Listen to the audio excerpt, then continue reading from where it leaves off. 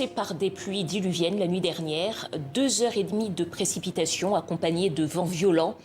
Et ce matin, les habitants du territoire de Calais se sont réveillés comme le jour après le déluge. 176 morts selon un premier bilan et des milliers de maisons englouties. Reportage d'Amani Alimassi avec Lou Bureau. À Bouchouchou, dans le sud Kivu, c'est un paysage de désolation. Plus aucun bâtiment n'est debout. Un peu plus loin, autour de la rivière, c'est tout un quartier qui a disparu. Les pluies diluviennes dans le territoire de Calais ont engendré des inondations et de gigantesques glissements de terrain. Certains habitants tentent de récupérer le peu qu'il reste de leur maison. D'autres recherchent encore des survivants, mais ils ne se font pas beaucoup d'illusions. Des dizaines sont déjà morts. La rivière a complètement coupé la route. Nous ne pouvions plus passer. Alors nous avons pris la pirogue et nous avons traversé jusqu'au lac. Dans ma famille, j'ai perdu 3 personnes et tous leurs enfants.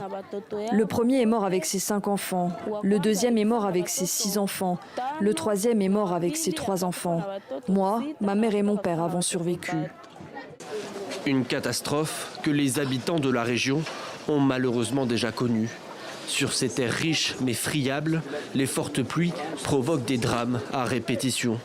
Le gouverneur du Sud Kivu, Théo Gwabidjekassi, s'est rendu sur place. Le premier bilan est très lourd.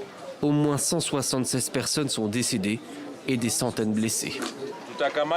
Nous allons établir les listes de toutes les familles qui ont été touchées pour nous permettre d'enterrer rapidement nos compatriotes qui ont perdu la vie aujourd'hui.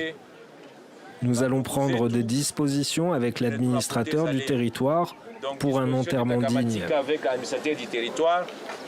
Une fois identifiés, tous les blessés seront transférés à Bukavu dans les centres de santé pour leur prise en charge. Les recherches dans les décombres se poursuivent. Cette catastrophe est une des plus meurtrières de ces dernières années.